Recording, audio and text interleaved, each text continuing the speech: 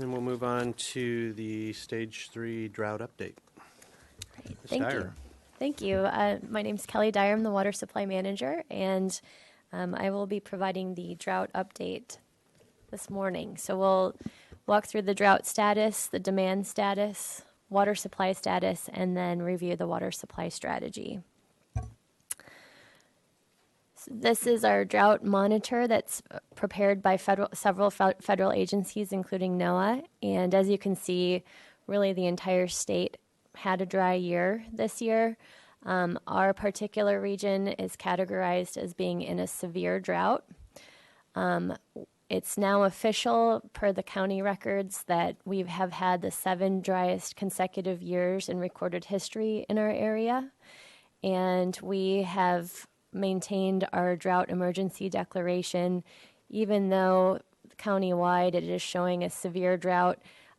Local conditions can vary, and here on the South Coast, we've been in our most severe drought declaration, maintaining our emergency. So our demand status, this is one of my favorite charts. So I brought it back. It's included in the Water Resources Manager's report every month, but this shows our water demands going back to the 1980s. And so here was the decline in water use in the last major drought, which after that ended, water use slowly increased, but it never returned to where it was before. And then here we are in this drought where we've had a similar decline in water use, and our drought is continuing. So we are at about 10,000 acre feet per year of demands currently. And this shows our, it's a little hard to read the font, but it's our population and water use going back to the early, I guess it would be late 1800s. So the green line is our population over time, and you can see it. The slope of the increase has really diminished in the last couple decades compared to previous decades. And the red line is our water use. So you can see it had increased with population. In the 1980s is when our water conservation program was formally established. And following that period, we've had a decline in water use. Our water use currently at about 10,000 acre feet, if you follow it across the chart, is about what it was in the 1950s, even though our population is almost double what it was back then.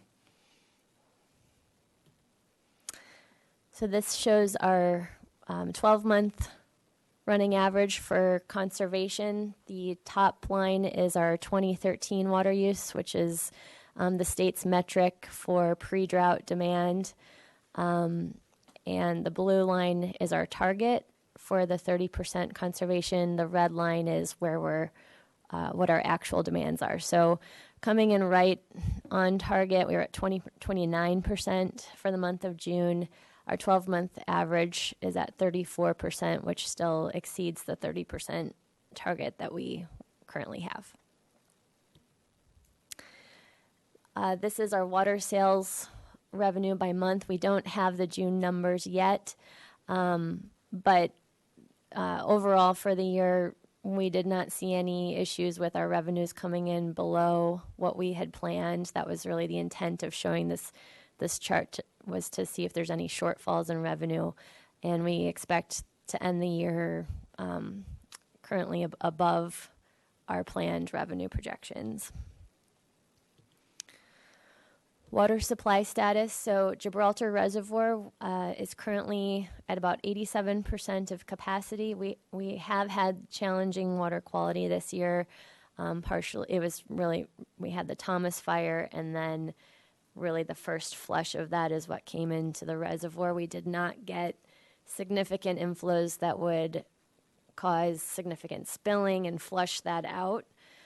So we have had to reduce the amount of water we're using from Gibraltar compared to last year. We are diverting some water, blending it with our other sources, We've been diverting since May, and we're currently at about 4 acre-feet per day, which is roughly about a third of the rate we were able to divert when the water quality was better last year. Cachuma is at about 38% of capacity. That's 73,000 acre-feet. City's stored Cachuma supply is about 7,000 of that. We are anticipating a downstream water rights release of about 10,000 acre-feet to begin next month. Cachuma Operation and Maintenance Board General Manager Janet Gingras worked very closely with Bruce Wales, who's the General Manager of the Santa Ynez River Water Conservation District, who's the agency overseeing those downstream water rights. And we're able to come to an agreement on this release amount of 10,000 acre-feet, which helps to postpone when we would need to install our emergency pumping facility at Cachuma, which once the lake levels at Cachuma drop below our intake level, we have to install this emergency pump facility to pump it out and get it into Tecolote Tunnel. So that was a really great cooperation among the downstream interests and COMB, and it was sufficient to meet the objectives for downstream groundwater recharge. So if conditions remain dry next winter, the emergency pump facility is expected to be needed by next summer. It would have to be operational. COMB did review various installation options recently, and I will be covering those in the COMB update in the next item.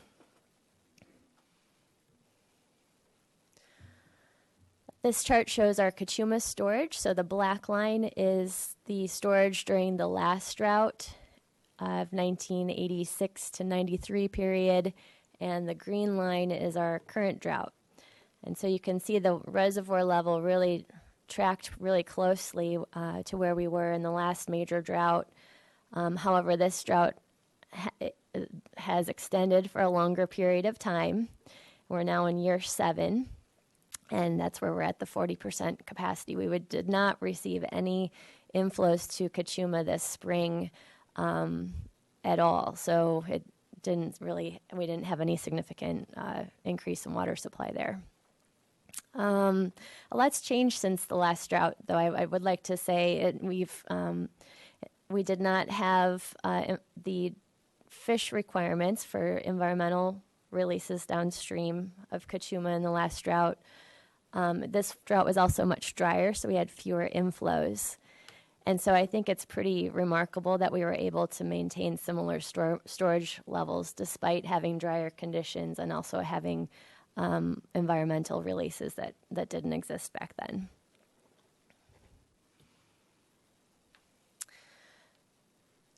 The Cachuma member units have been working together to develop a joint request for next year's allocations from the Cachuma project. The reclamation would make a determination on allocations by October 1st.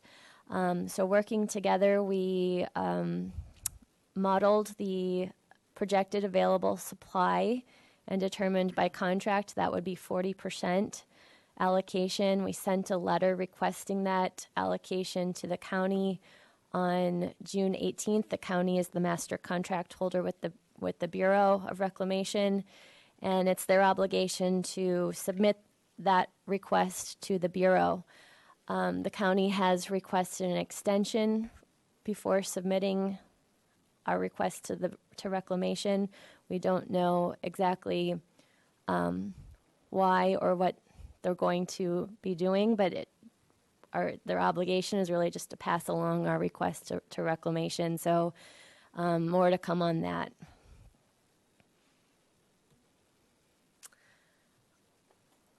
Imported water, we continue to maximize delivery to Cachuma up to the city's portion of the available pipeline capacity, which is approximately 280 acre-feet per month. We currently have about 890 acre-feet of imported water stored at Cachuma. We also have about 2,000 acre-feet stored in San Luis Reservoir. That includes the current year allocation from DWR as well as the supplemental water we purchased this year. DWR came out with their final 2018 allocation, which was 35%, which is 1,155 acre feet per year to the city. And supplemental water, we did finish and execute a water exchange with Mojave Water Agency. The city's portion of that was 1,500 acre feet. We do need to return 25% of that amount over the next 10 years. This was, cost-wise, I think probably one of the best deals we've seen in terms of supplemental water exchanges throughout the drought. So I was really pleased with the work that Central Coast Water Authority did on our behalf to negotiate this water purchase. Our total water debt, as it stands right now, is about 3,700 acre feet, and that includes the Mojave Water Agency portion. On the max deliveries to Cachuma through Springs 219. So that means that you have right now in your hand the 280 acre feet incoming through Spring 219 from some other source. Yes, thank you for pointing that out. We have enough supplemental water and state water to keep our portion of the pipe to Cachuma flowing full through through spring 2019. Spring 2019. At that point, we would have to look for additional water purchases, and we're projecting it would be about 2,000 acre feet next spring. If we have a dry winter, that we'd be looking for additional water. So we did budget in the FY19 budget. It's $1.5 million for additional water purchases if needed in the drought fund, plus $500,000 for conveyance of that water. And people forget this all the time, so I'm just going to repeat it and let you verify. But the reason we continue to do that is two reasons. One, we need the water, but the second reason is if we give up our slice of the pie in the pipe, we lose it, right? If we don't use it, it becomes available for someone else, and it is a cost. We're weighing the cost effectiveness for us because our water rates pay for more than just the supplemental water. It pays for operation of the whole system as well. It's more cost effective for us to purchase this water than it would be to have a shortage. Okay, perfect. Thank you.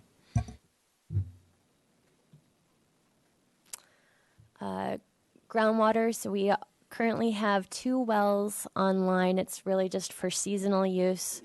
They're in storage unit 1, which was interestingly in artesian conditions this spring. So we have those wells online, but I think we'll shut them down by August or September. And we are monitoring for seawater intrusion and water levels as well. So we'll have our next sampling results for chlorides probably in the next month. They weren't ready for today. But it's a minimal amount of pumping, which I'll show in the Water Resources Manager's report compared to our pumpage in the last drought. So I don't think that this pumping will have a significant impact on our groundwater basins for the short period that they're online. Our desalination project continues to operate in full production mode. We have been working with IDE to plan an open house. That has tentatively been scheduled for August 18th, although we won't be able to really confirm that date until early August, just to make sure nothing comes up prior to that open house. We're planning for about 180 people to go on tours throughout the day. Plus, there's also going to be the annex yard will have areas for people who didn't get to go on the tour, but they can still get information, and we'll have a bunch of booths and information available for them. Recycled water, our plant continues to operate. Well, our plant maximum production is 1.7 MGD when it's in operation. Our secondary aeration project is expected to wrap up in early 2019, which we would have to go through testing to verify this, but we anticipate it would increase the production up to 3 MGD at that point. The plant is currently down for emergency repairs. We had some failures in June and July, although we expect the plant will be back online at the end of July. Staff is working very hard to do everything they can to get it back online as soon as possible. And we have, for the month of July, we've turned on the Valley Verde non-potable well that comes out of Storage Unit 3, which is our other basin that we don't use for potable water use. That does augment our recycled water system supply. And for our water supply strategy, this is something we reviewed in more detail back in May. And it's the same chart, but I wanted to refresh everyone's memory and talk about our next steps. So we had, this is all based on our long-term water supply plan policies, but it's been adapted based on our current conditions. We have two scenarios. One is where we're able to use our Gibraltar water where it's blended up to 50% with Cachuma water. And then we have another scenario on the next slide, which assumes we can't use any Gibraltar due to water quality. So based on where we're at right now, we'll probably end up somewhere in between these two scenarios. So we are currently in year 7, and we project out for the next 3 years what our supplies will look like. And just going from the bottom, the purple bar is recycled water.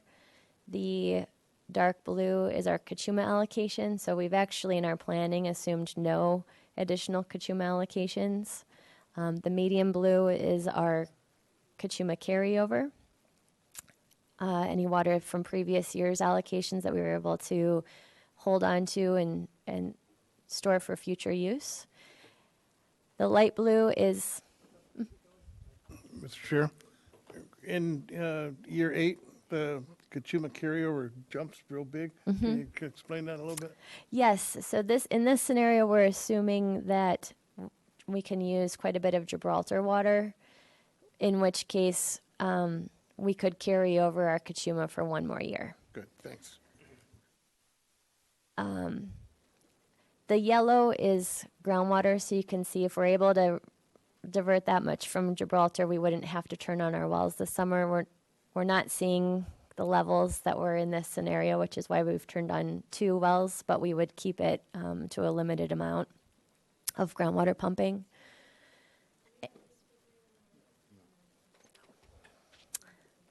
The green is our state water allocations, which was 35% this year. And the orange is supplemental water purchases that we have been doing to keep the pipe flowing full and have built up storage at Cachuma to some degree. The green is our desalination water, and then we have our 30% conservation target over the next several years. And assuming that the community can maintain that target or exceed it, we do have some shortage in 2021, which we'll have to address next spring.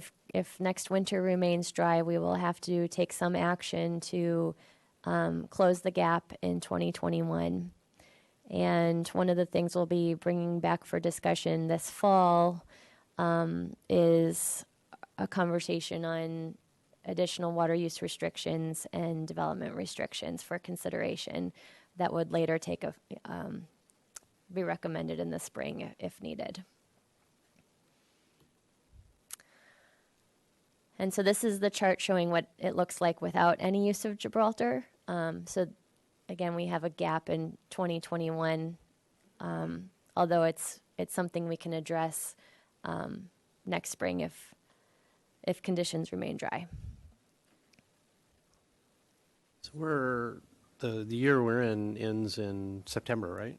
The end of September? That's correct. So which one of these 2 choices are we closer to right now for that year?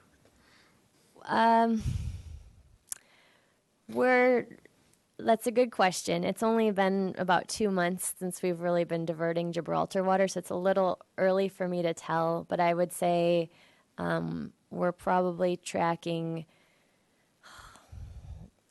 at this point, it would be in the middle or closer to the no Gibraltar. Okay, thanks.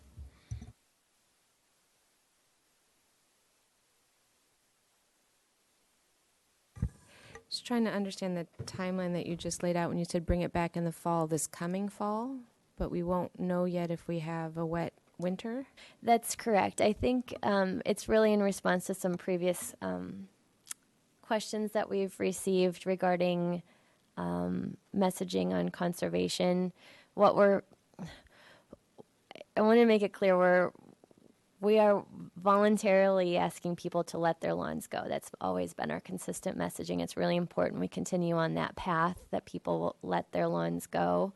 We're all in this together, and that's an action that people can take that we will help them with. We have a lot of rebates available for people who want to go down that process.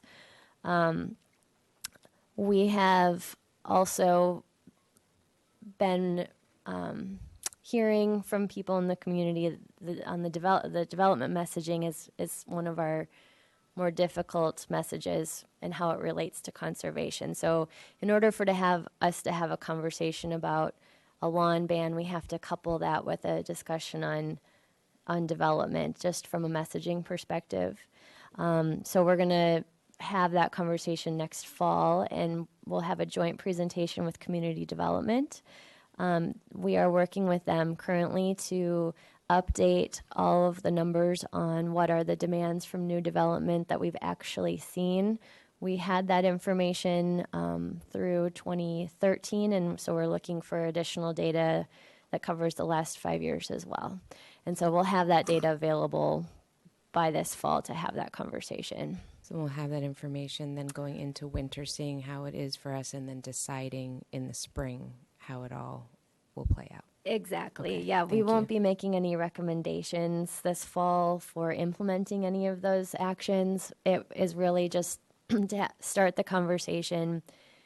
The winter remains dry, then the spring is when we would need to implement some of them. Excellent, thank you. Mr. Chair, just a comment. In August, we're going to talk about our work program for the year and everything else. I would hope that we'd have at least some preliminary discussion of these issues, that is additional conservation and the whole development question and the lawn watering ban. It's the time when we can basically kind of chat about it in that regard. So I'm hoping we can at least open that discussion next month.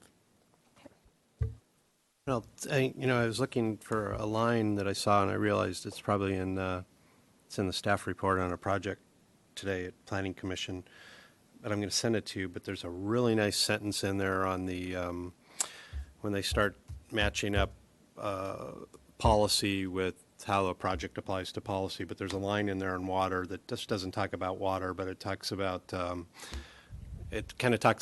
five words having to do with community. So the economic, the social, the environmental, and it clearly is the discussion that you want to have with people who say, what the heck, you're putting in new units with water over there when we're in a drought. But it's not just the water. There's a whole bunch of other stuff to consider there, the social, the economic, the fabric of the community kind of thing. And I'll find that line and send it to you, because I think you know this already, that's the discussion you want to have, but that's the discussion we should have in August. And Yeah, exactly. And I think when you look at just the water aspect, I've added to the staff report a sentence on how much water is used by new development, and it's less than 1%, I think 0.2% of our total water demands right now. So you really do have to weigh how much are we really saving by taking additional action versus the other impacts to the community of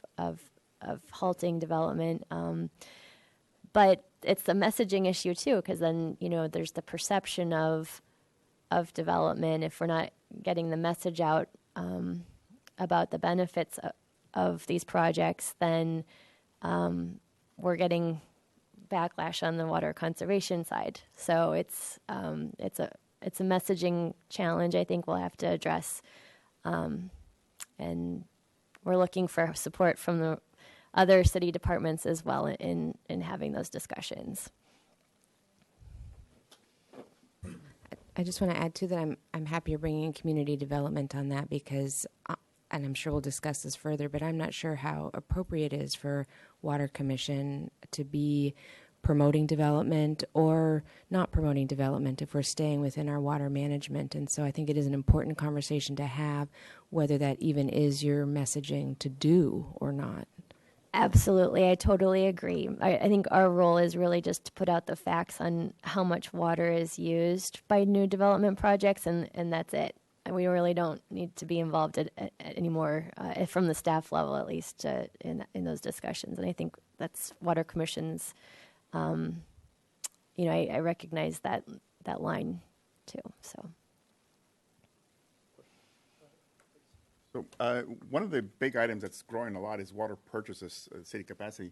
So in terms of the ability to actually find water that's available and the cost of that water, is that something that has been? Just tell us what your feeling is on that. So the gap in 2021 could be addressed through increasing our conservation target, which all of our water rates are based on the 30%, so we'd have to do an adjustment. The way that our rates are structured, majority of our revenue comes from a volumetric water rate. So we do see fluctuations in our revenues when we increase conservation. And so there's the demand management side that we'll have to look at options. And then the supply side where we could look at options, and we're currently our current long-term water supply plan points to desalination as our backup plan for emergency shortages. So we'll have to have look at options for what it would cost to expand desal to fill the gap. And maybe it's a combination, it's either increasing conservation or increasing our supply or a combination of both. But it will also depend on what type of rainfall we get next year that helps to fill that gap as well.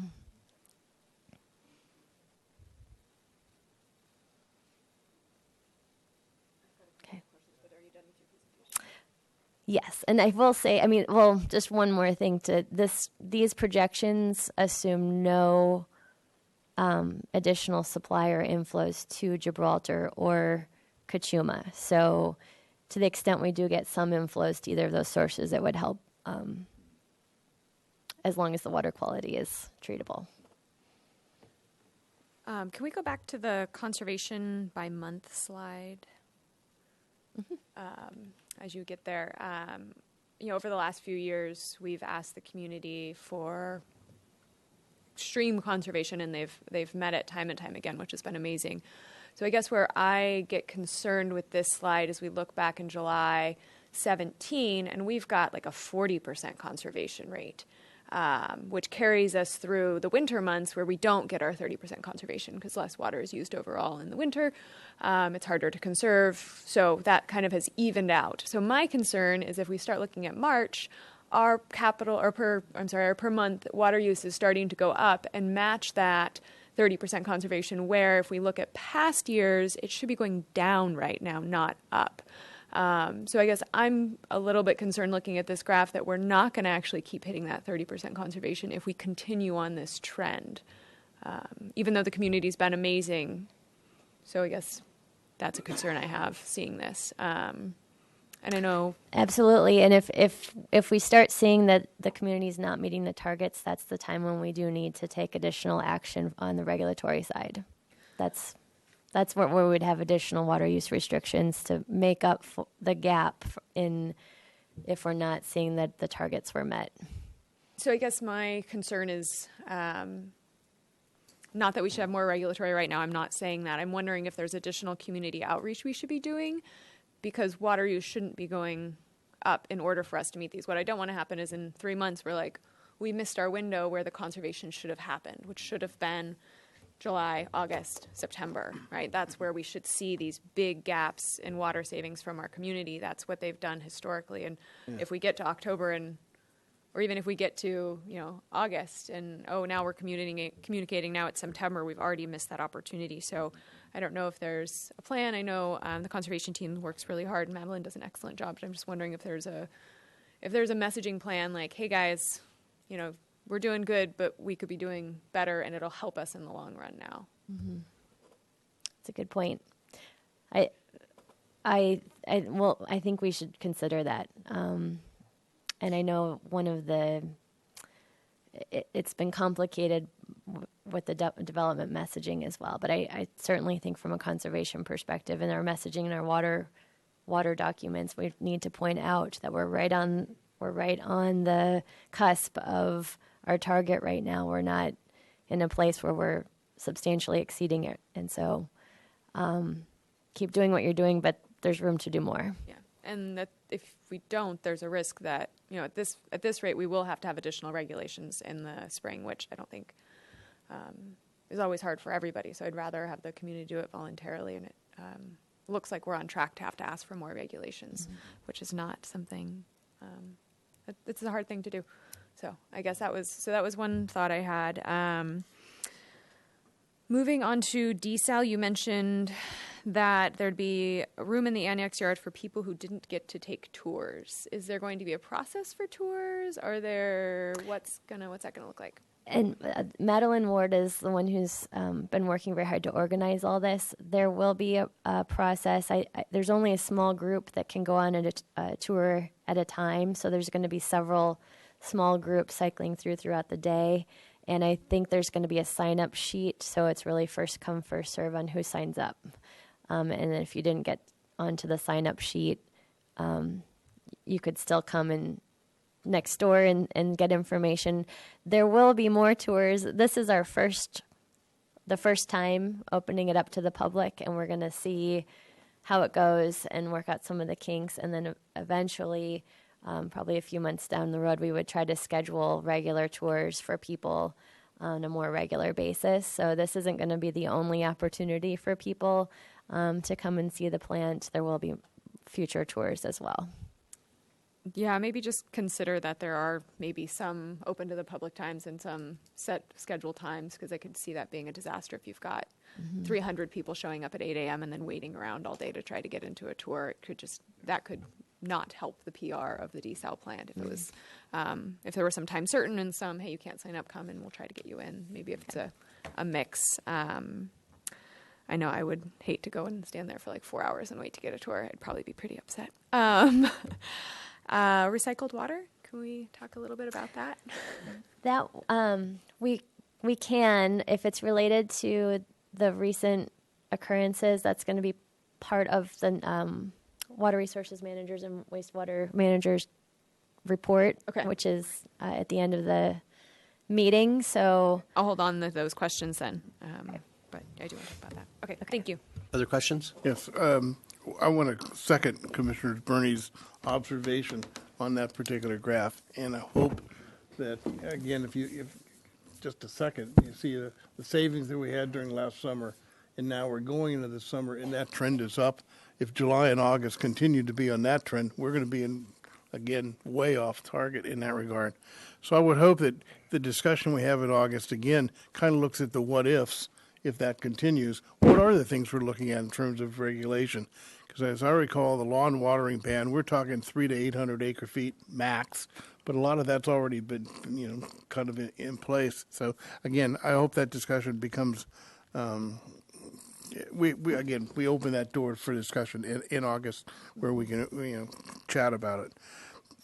And I don't totally understand resting groundwater basins, but again, we keep talking about how we're going to rest our groundwater basins, but then as I look forward, we're continuing basically to go to the groundwater as a constant source. Just in simple terms, what is the plan or goal to use up essentially the remaining safe yield, quote unquote, get to that part and then stop regardless?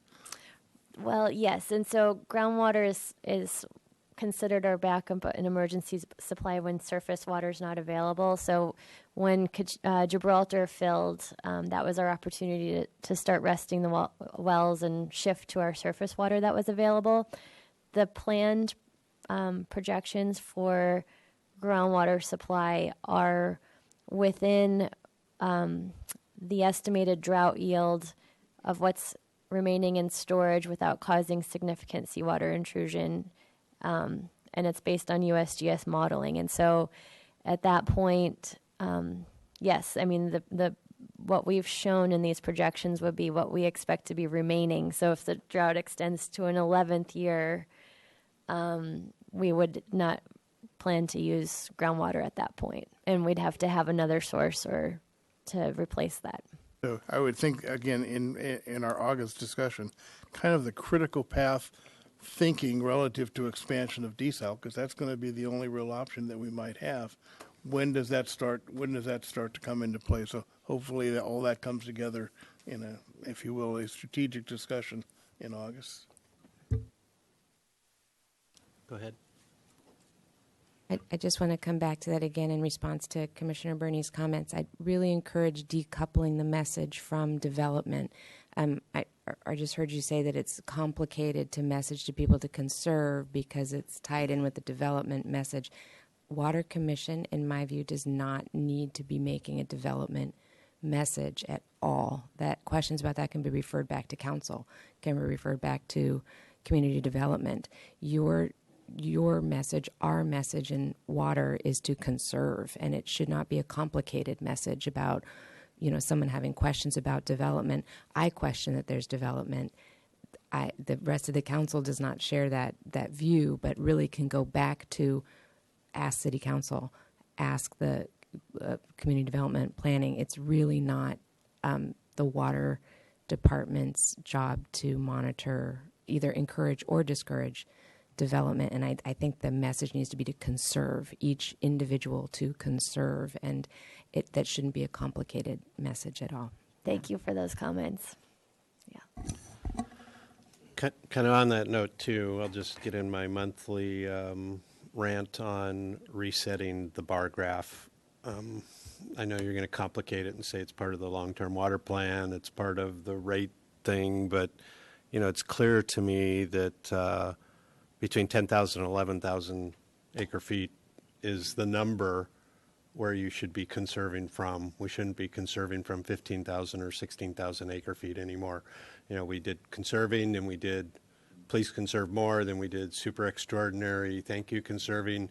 Soon we're going to be asked to do exemplary on top of that conserving. There's fatigue for this. There's way fatigue for this. The development thing is part of it in the line at the grocery store. So if you want to decouple that, that's great. But you have to reset this thing and say, if you drew a line on that thing on what water use was, because that tells a different story when you get back to 13 and maybe even 12, because water use is between 10 and 11, almost the entire horizontal part of that bar graph. We just accumulated more water on that bar graph. And so if that's our new norm water use, that should be our new norm starting water use. And then we start messaging again on top of that, whatever that top of that bar chart is, 10,000, 11,000 acre feet a year. To me, it's just that white keeps growing, the red keeps adding in. That white and red, the next column will turn into all white, then you'll want to add another red on there. It's just, drives me crazy every month to see that. And then where and how is the conservation conversation going to fit into the state legislation that eventually mandates you can only use 55 gallons per person per day now and 50 eventually? I know we're closer to the 50, but pretty soon, when that happens, it's not a matter of conservation, it's a requirement. And the whole message becomes a little different, doesn't it? Yes, and I think I'd love to bring back a discussion on what the new bills mean, but the state is still sort of sorting out How to implement. it, and we don't really know what it means for the city, probably for another couple of years. Okay, it's a long time. But we do have, our water use levels are some of the lowest in the state in terms of per capita. So If you go south, people must be really panicking, right? When they're in the 90s and hundreds, right? Yeah, so, but. And it's challenging too when you relate it, lot size has something to do with it as well. So People are in your family has something to do with it too. So, okay. All right. Should we move on? yes, let's Okay, move on so move to, on to the other agencies report. okay. All right, so I'm just giving a brief update on the joint powers agencies that the city is a member